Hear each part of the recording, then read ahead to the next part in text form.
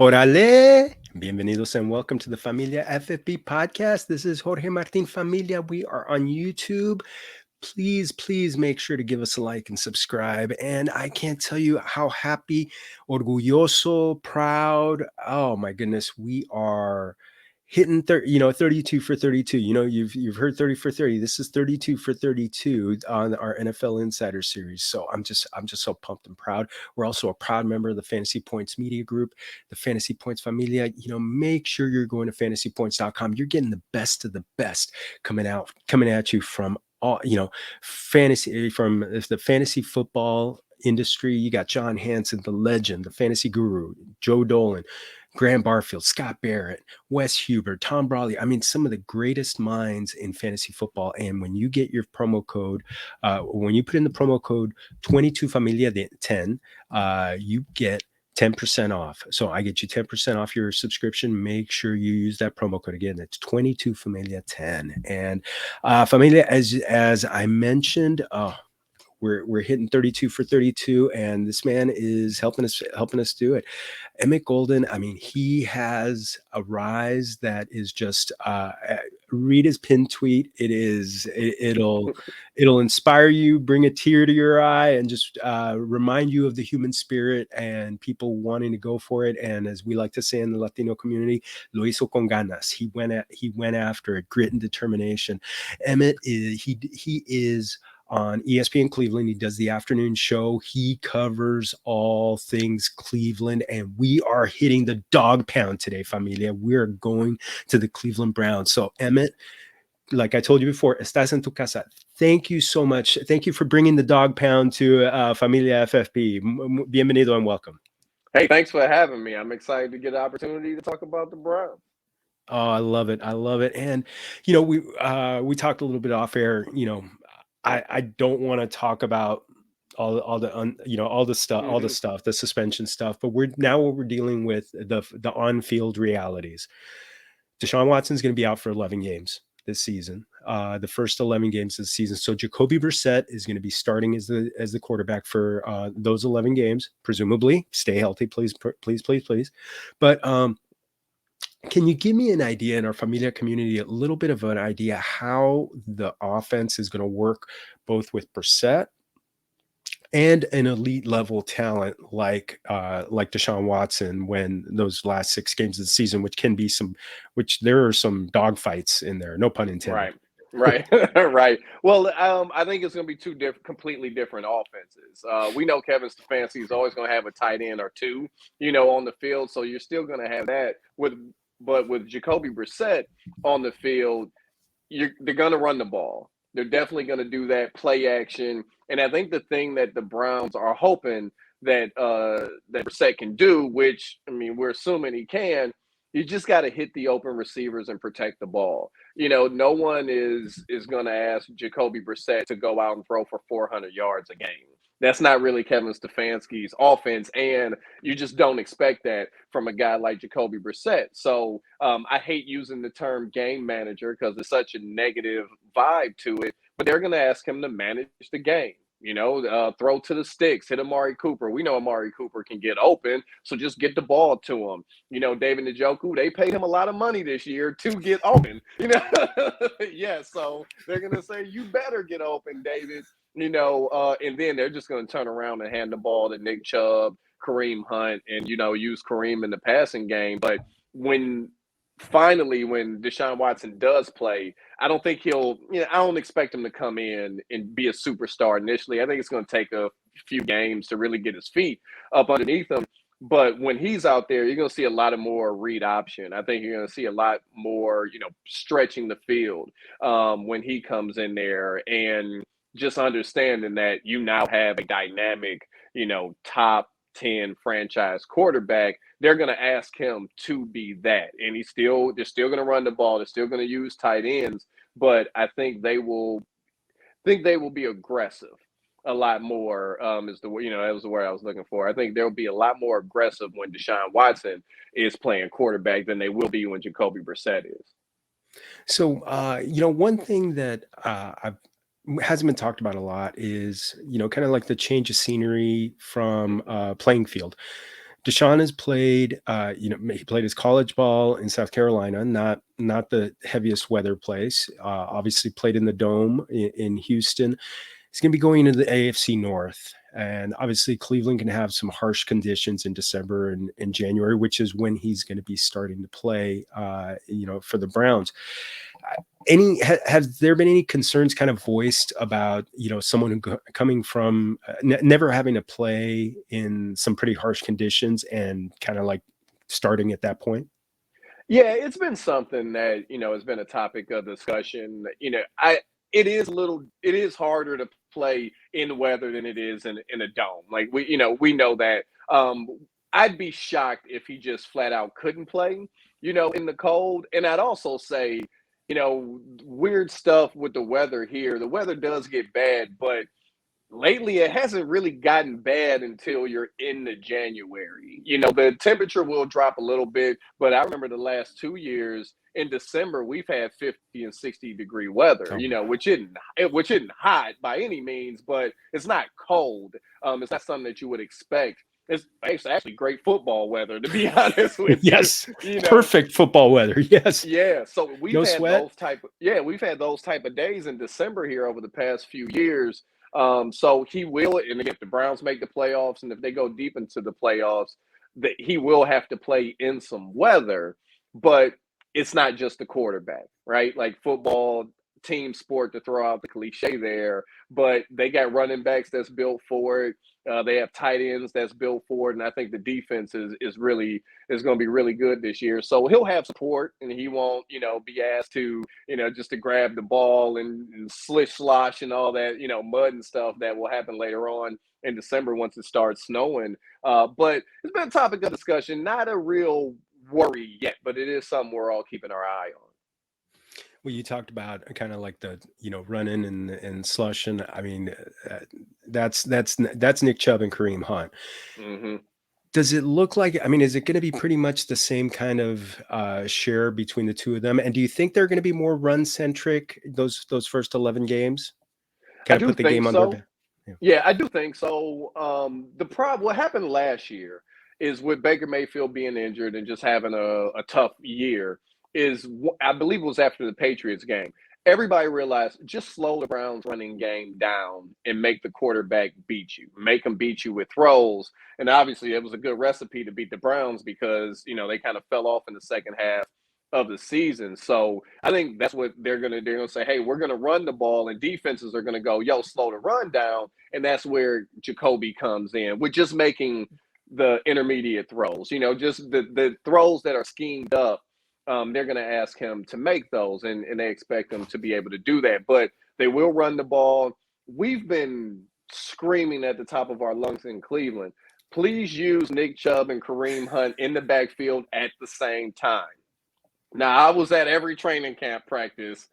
I didn't see it, Now in mini camp, there was, a few times where you saw that. So I don't know if they're holding on to it, to not tip their hand. But when you have two players that are that dynamic, putting them on the field is a matchup nightmare. And I know Kevin Stefanski knows that. I think what he's been trying to do is to keep both guys fresh in the fourth quarter while the defense is worn out by having to deal with both of them. So I think we may see a little bit of them on the field together, but I'm not sure we will see them together as much as we would like to see them. Yeah, that would be fun. Oh my goodness, Yeah. that would be so much fun, and especially during the time that Jacoby Brissett's going to be back there, because I know from talking to the Colts writer who was talking about the fact that they're putting together some packages with Jonathan Taylor and Naheem Hines on the field at the same time, so where even Hines being the receiving back, but Taylor ends up getting the pass. So Right. just to kind of throw things off. So believe me, out here in LA, I'm shouting from the mountaintops for you because I'm a big fan of both players. I think they're both just fantastic players. I've had them on different teams, and just yes, especially Nick Chubb, I think is just one of the most beautiful runners I've seen in a long time. And just I'm glad they're conserving him.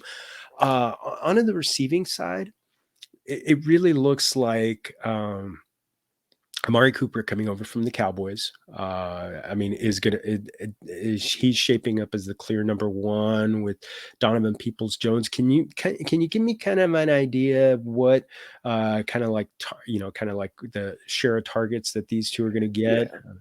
Yeah, I expect Amari Cooper to get the lion's share of the targets right now. At least going through training camp, you bring up Donovan Peoples-Jones, somebody who showed promise over the past 2 years. Unfortunately, but obviously I'm gonna be honest with you, he just hasn't done anything in the preseason or in camp. He hasn't performed poorly, but he hasn't performed well either. So we don't really know what to make with Donovan Peoples-Jones, at least this year, but he'll get an opportunity. What I really believe is, listen, that's going to be your guy, right? Amari Cooper will be the guy that's going to 9 times out of 10 be the target.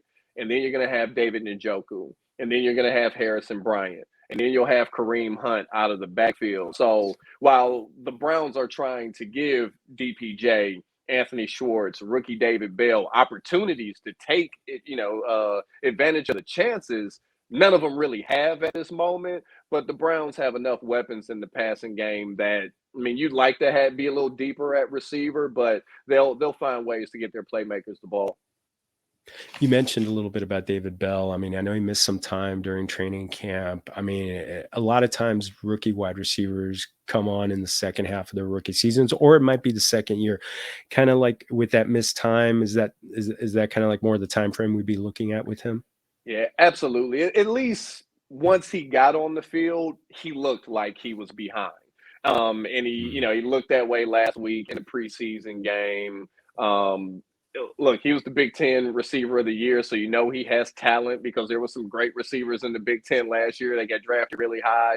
So he has talent, and we expect him to contribute. I'm not so sure, the first half of the season, how much he's going to be able to contribute, because you could tell he's still out there thinking, not necessarily going out there running the routes and just catching the passes. So he's somebody to keep your eye on in the second half of the year, but he's definitely behind right now. Well, you touched on him a little bit with David Njoku getting the bag, and well deserved. I think he's one of the great physical specimens playing the tight end position. He doesn't have as much competition as he's had in the past, and this is an offense that likes the tight end. I mean, could we hopefully be looking at somewhat of a breakout? Maybe him being a top tight end, kind of like a top tight end for fantasy. Yeah, we're expecting him, to be that. I think the problem is, and I'll give Andrew Berry credit because he cut Hooper quickly. It just, you could tell last year there was a guy here in Cleveland in the media that said Hooper led the league in falls after catch, where he would just catch the ball and fall down, and I think Andrew Berry and Kevin Stefanski saw that and said, no, we need somebody that can make plays once we get the ball. And like, he catch it, but he's going right to the ground after that.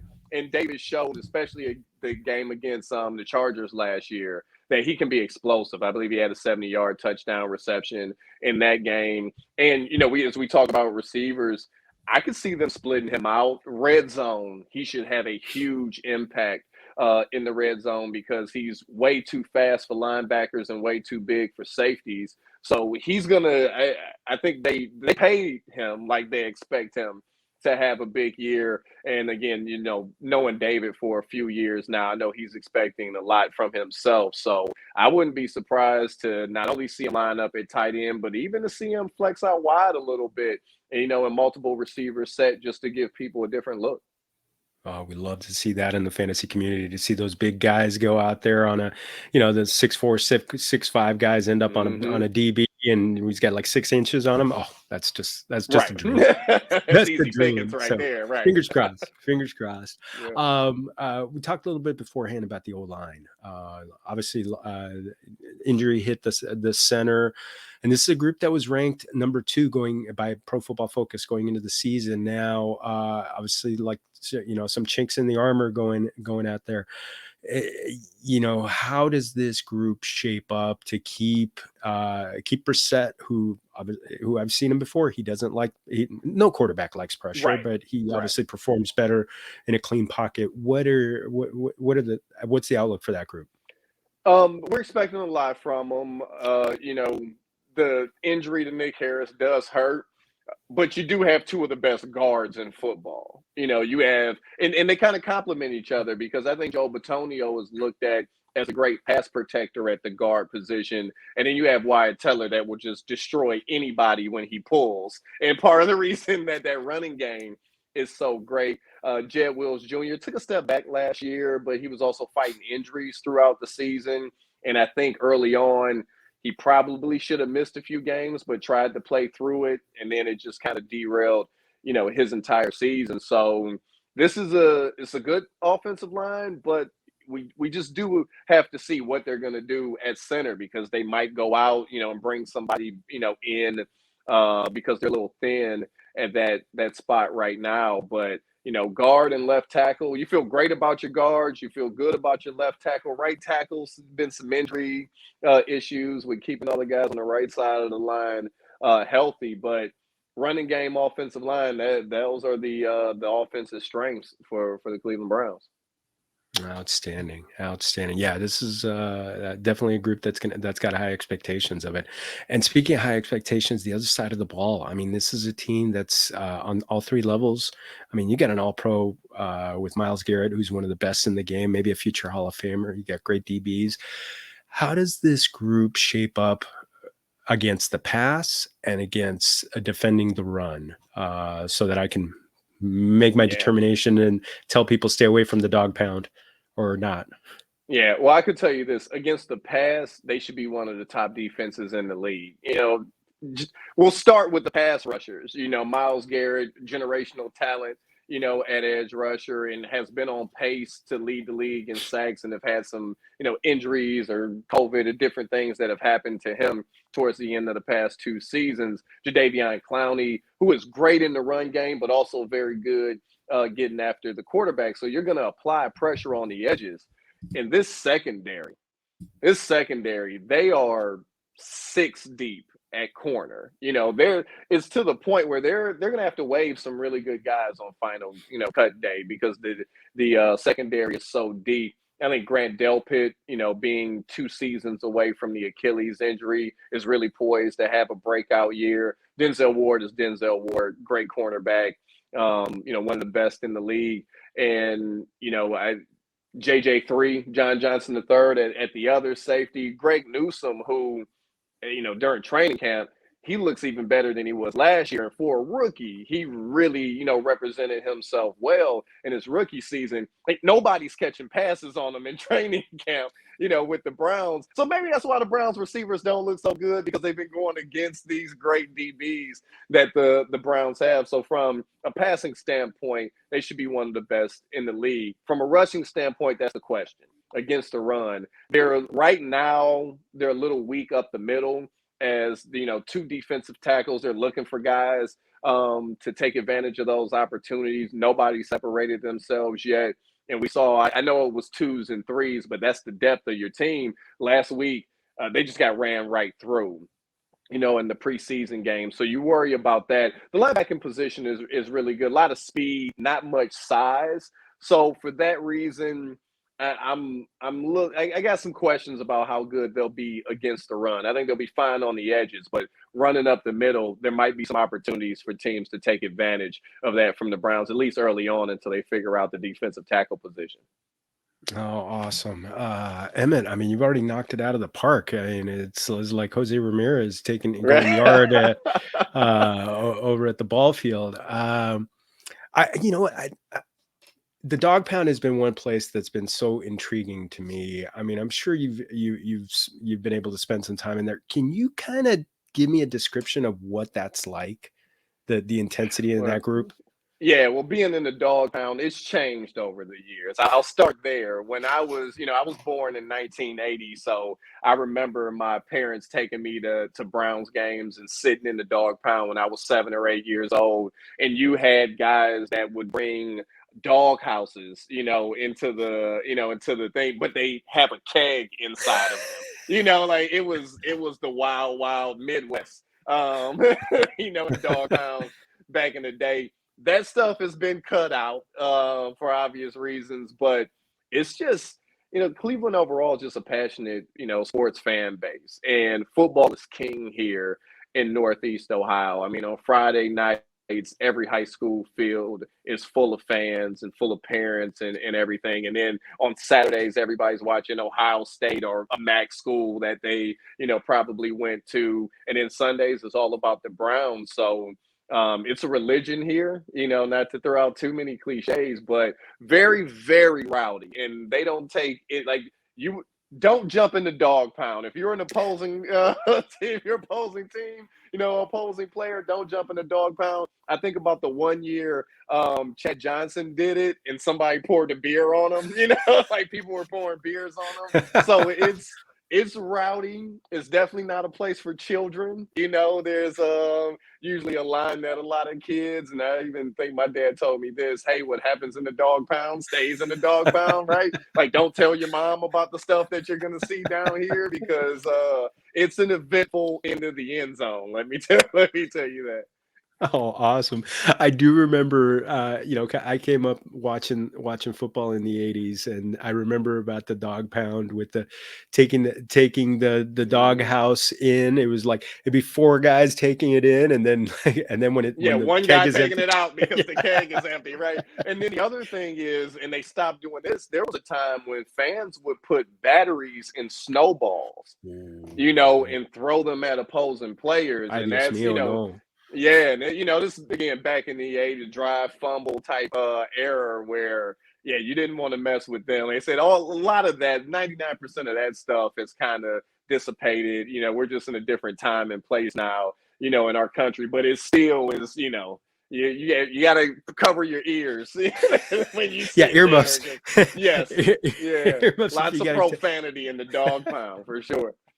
Oh, well, mi amigo. Well, something that is not profane that I like to close out these interviews with. I mean, Familia FFB being, as I like to call it, fantasy football with a little Latin flavor, sabor latino. What do you have favorite tacos, favorite Mexican food, anything that you have that maybe you want to give a shout out to out in your neck of the woods? So I'm a notoriously picky eater. Like, it's the one thing my wife hates about me. But I love your standard taco, whether it's beef or steak. I'm more of a fan of steak. Chalupas, love, but empanadas. I love empanadas. And like I said, very picky person. And one day, I was working at a place before I got into radio, and someone made them. And I'm like, what are these? And they're like, they're empanadas. I'm like, wow, what is it? Because I'm all, I'm a picky eater. They're like, no, you just got to taste it. And I was like, wow. So I'm a huge fan of empanadas. Oh, oh, geez. Yeah. It's like a fat taco. It's just, right. It's the best thing in the world. Right. Just awesome. And it's one of those things. It's like, just eat it. Just there have been plenty of times where I know people were just like, just try it, try the bite, and then I'll tell you later what you're eating. So, but absolutely love those. Oh, Emmett, and I absolutely love the time that you gave me on this one. Thank you so much. Thank you for helping me to take this home and touch home plate on this one. Please feel free to plug anything you got coming up, or anything Browns oriented that you got coming up, because the season is only a few weeks away. Yeah, follow me on Twitter at EGOD80, and hit that ESPN app and check us out. ESPN Cleveland from 3 to 5 Eastern every day. There's always something to talk about in Cleveland, and we like to have a lot of fun on the next level. So check us out, man. Thanks for having me too. I really appreciate this. This was fun. Emmett Golden, mi amigo, thank you so much. You are now familia now, okay? So you're my go-to guy when it comes to the Browns. I so appreciate big shout out to Bob Harris for connecting the two of us. The legend himself. I got to spend some time with him at Canton, Ohio, at the Fantasy Football Expo recently. So first time in Ohio. So hopefully we treated you right. Definitely treated me definitely treated me great, and gave me a big break from. We've been having a heat wave out here in LA, and getting up there, and it was like 80, in the low 80s, and it was just gorgeous the whole time. And we even got a little rain, which I haven't seen in 6 months. So awesome. Thank you for that. Thank you for that. No yes. Ohio, I love Midwestern hospitality. Everybody was just so nice, man. Oh, my man. Thank you so much, Familia. Once again, when you go to Fantasy Points, make sure you use it's a new promo code 22Familia10. Get 10% off your subscription. Get that and get that subscription because we're gonna get you set up to win your leagues. And make sure you're following me at Jorge Martin 17 on Twitter, Facebook, Instagram, Familia FFB, and don't forget FamiliaFFB.com, where I'm putting out some articles, getting you ready for the season. So otra vez, everybody, to our invitado de lujo, muchas gracias, Emmett Golden, and to you, Familia, remember, todos somos familia. Salud.